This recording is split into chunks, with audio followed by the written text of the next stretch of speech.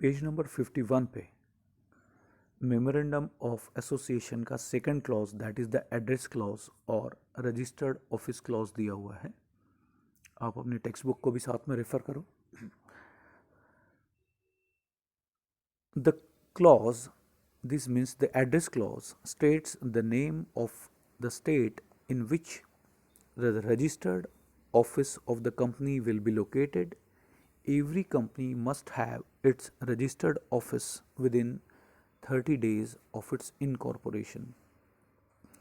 जब आप कंपनी का रजिस्ट्रेशन करवाते हो या इनकॉर्पोरेशन करवाते हो तो आपको इस एड्रेस क्लॉज में या रजिस्टर्ड ऑफिस क्लॉज में उस स्टेट का उल्लेख करना होता है, उस राज्य को बताना होता है, मेंशन करना होता है जिस राज्य में आपके कंपनी का जो रजिस्टर्ड ऑफिस है वो लोकेटेड होगा।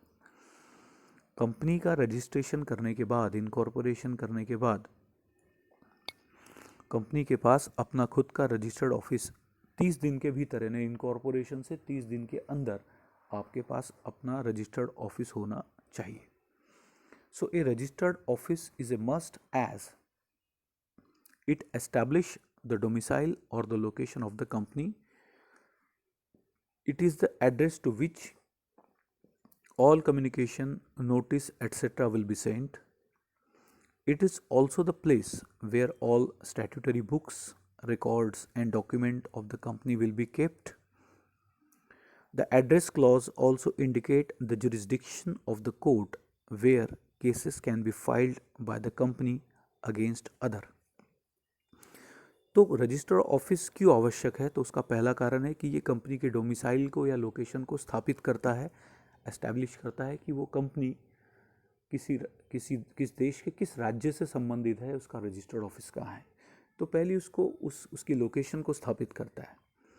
दूसरा पॉइंट है कि कंपनी के साथ जो भी कम्युनिकेशन होगा, चाहे वो आरओसी का है या बाकी शेयर होल्डर्स हैं या रिलेटेड जितने भी पार्टीज़ हैं, चाहे बैंक्स हैं, चाहे इंश्योरेंस कंपनीज हैं या और अथॉरिटीज़ हैं, वो जो कम्युनिकेशन करेगी वो किस एड्रेस पे करेगी, तो ये उस एड्रेस को स्थापित करता है एड्रेस क्लॉज या डोमिसाइल रजिस्टर्ड ऑफिस क्लॉज।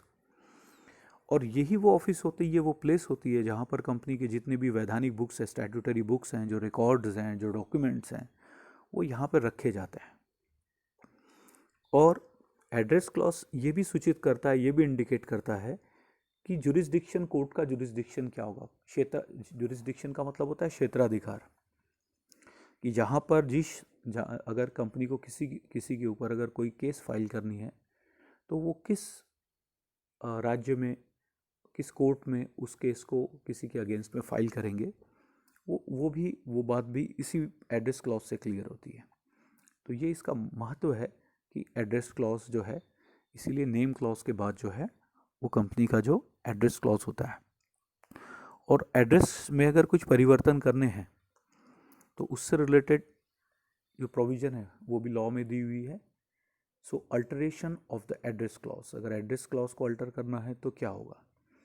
अब अल्टरेशन जो है वो 3 प्रकार से होगा। या तो आप एक ही शहर में एक जगह से दूसरे जगह पे जाओगे, मतलब सिटी वही रहेगा, सिर्फ आपका एड्रेस चेंज हो जाएगा। तो तीनों संभावनाओं में जो प्रोविज़न दी हुई है लॉ में, उसको देखेंगे one by one. A company may change its registered office from one place to another place within the same city or town. तो एक ही शहर में आपका एड्रेस बदला है। In this case, no alteration is made in the memorandum. इस परिस्थिति में मेमोरेंडम में कोई भी चेंजेस नहीं होंगे। सेकेंड है वन टाउन और सिटी टू अनदर टाउन और city with in the same state. एक ही स्टेट में आप एक टाउन से या एक सिटी से दूसरे टाउन या दूसरे सिटी जा रहे हो। और C one state to another state, अगर आप, और एक संभावना ऐसी है कि आप महाराष्ट्र में आपकी कंपनी रजिस्टर्ड है और एमपी में शिफ्ट हो रहे हो या किसी और स्टेट में शिफ्ट हो रहे हो, तो ये जो बी ए की तो सिचुएशन मैंने बता दिया कि इसमें आपको आपके एमओए में कुछ भी अल्टरेशन करने की ज़रूरत ही नहीं है, क्योंकि आप सेम सिटी में हो। सिर्फ आपका कोई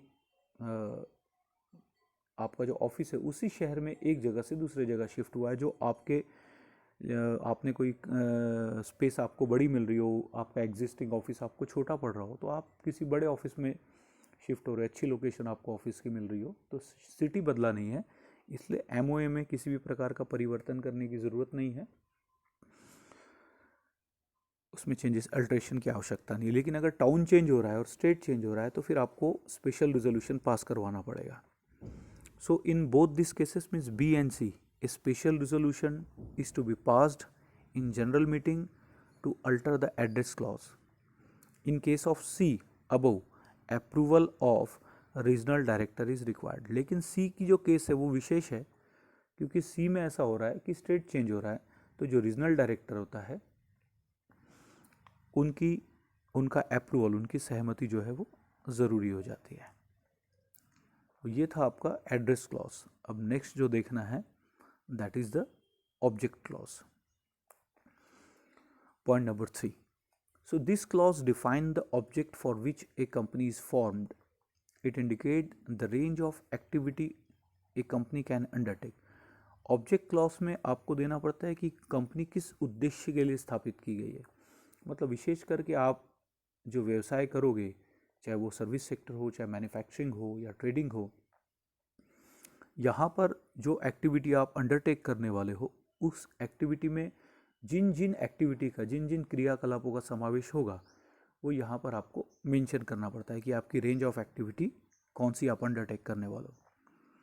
सो this clause states in detail the main object for which the company is to be incorporated and also describe any other activities it may undertake if necessary in achieving its main objective.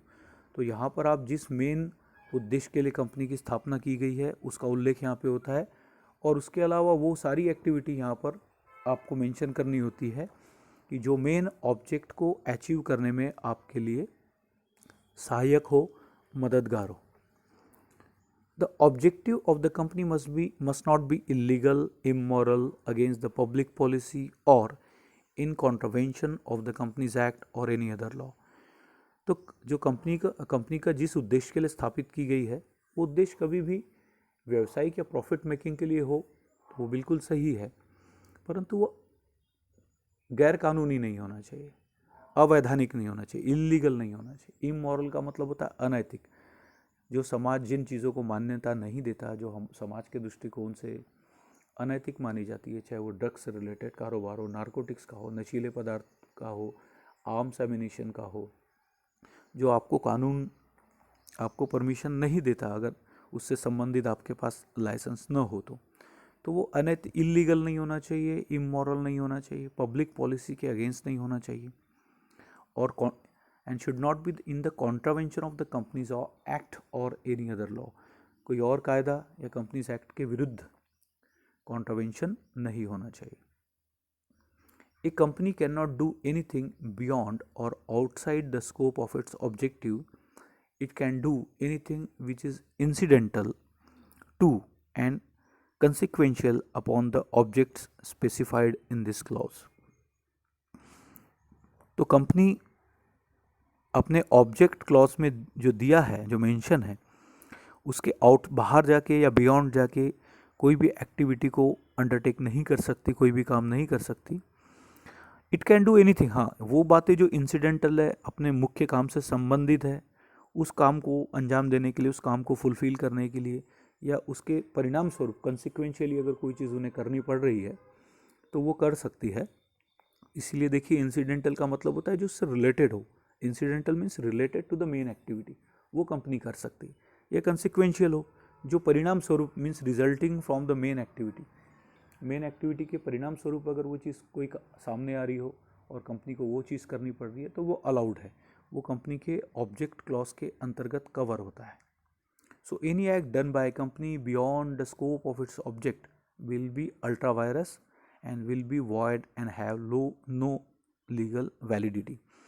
सो अपने object clause के बाहर जाके अगर कुछ company करती है तो उसको अल्ट्रा वायरस कहते हैं। तो उसको that is devoid of any meaning, वो वॉइड है, गलत है, और उसका अवैधानिक है, उसकी लीगल वैलिडिटी नहीं है, उसकी कानूनी वैधता जो है वो नहीं होती है। सो देखिए, एक दिया आपको डॉक्ट्रिन ऑफ अल्ट्रावायरस। डॉक्ट्रिन का मतलब होता है सिद्धांत। अल्ट्रावायरस का सिद्धांत क्या कहता है कि the word ultra vires means beyond and the word virus means the power. अगर आप अपने पावर के बाहर जाके कोई काम करते हो तो उसको अल्ट्रावायरस कहते हैं। तो वायरस का मतलब होता है आपके पावर्स। दस ultra vires means beyond the power of the memorandum.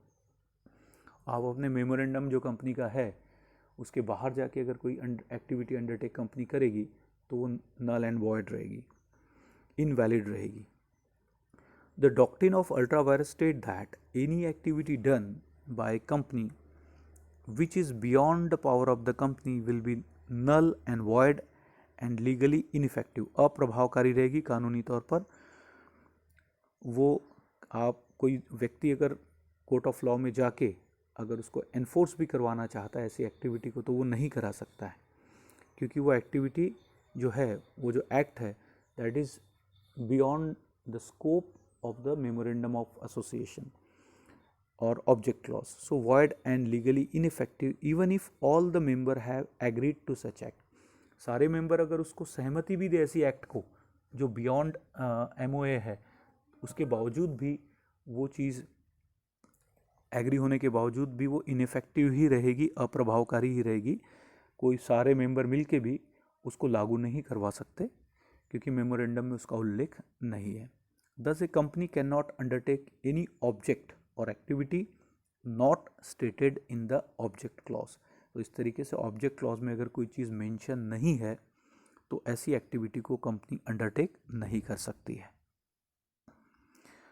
उसके बाद नेक्स्ट पेज पे, पेज नंबर 52 पे इफेक्ट ऑफ अल्ट्रावायरस ट्रांजैक्शन दिया हुआ है। Effect of ultra vires transaction. इस इफेक्ट ऑफ अल्ट्रावायरस ट्रांजैक्शन और लायबिलिटी क्लॉज को हम अब और कैपिटल क्लॉज को अगले वीडियो में हम कवर करने की कोशिश करेंगे। Thank you very much.